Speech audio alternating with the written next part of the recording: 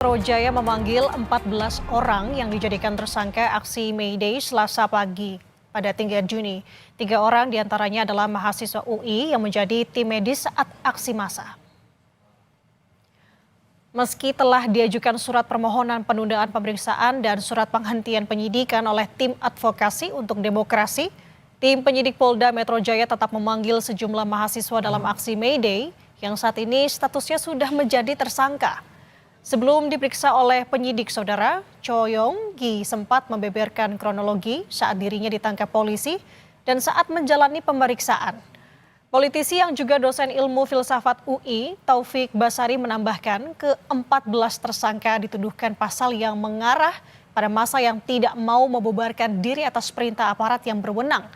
Taufik bilang aksi seperti May Day seharusnya dihormati dan mendapatkan perlindungan dari aparat penegak hukum. Ya nanti lanjut pemeriksaan tuh udah lebih segar, lebih sehat lah, mimisannya bisa berhenti.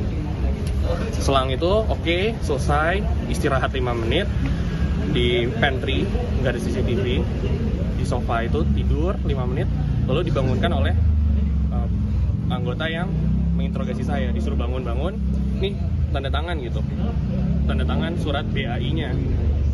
Dengan posisi yang saya mimisan dan pusing itu, langsung saya bingung, ini kenapa disuruh lanjut.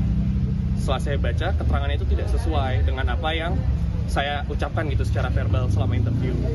Selama ditanya-tanya tuh, saya misalnya mengucapkan ABC, tapi di tulisan surat yang diminta tanda tangan, itu CBA atau XYZ lah. Pokoknya itu nggak sesuai sama apa yang saya nyatakan. Dan itu menurut saya berbahaya, karena saya tidak melempar, saya tidak melakukan pengerusakan, tidak melakukan pemukulan, tidak macam-macam, tapi di surat itu bisa jadi muncul.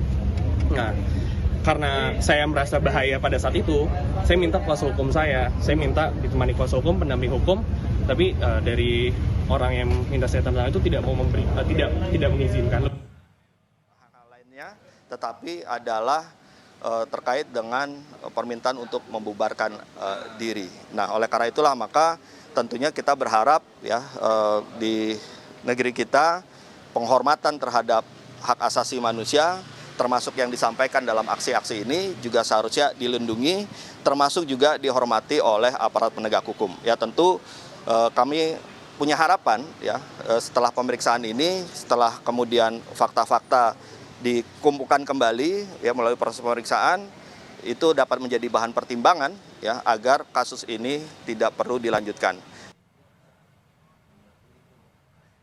Sementara itu, Saudara, Polda Metro Jaya bilang telah memeriksa 7 orang mahasiswa yang ditetapkan sebagai tersangka dalam demo May Day lalu.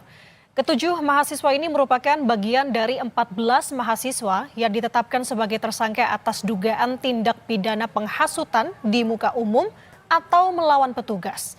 Dari 14 orang mahasiswa, 4 orang merupakan tim paralegal dan medis yang dijerat pasal 216 KUHP dengan dugaan menghalangi petugas yang sedang bertugas.